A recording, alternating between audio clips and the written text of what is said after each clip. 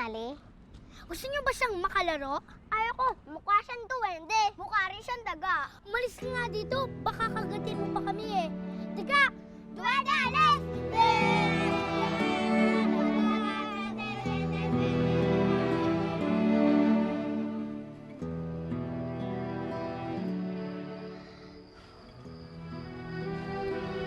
Rochelle? Bakit di ka pa natutulog?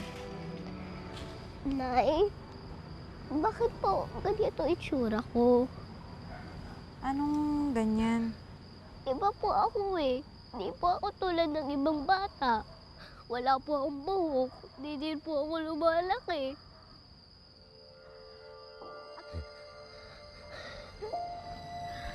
Anak, huwag mong intindihin yung mga sinasabi ng ibang tao. Ha?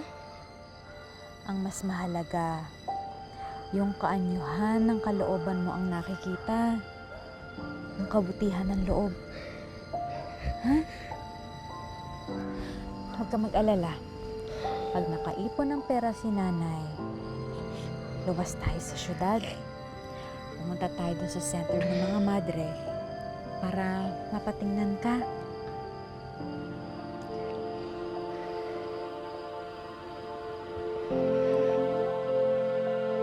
Bagamat batid ni Rosana na may karamdaman ang kanyang anak, hindi nito magawang mapatignan sa doktor si Rochelle dahil na rin sa matinding kahirapan.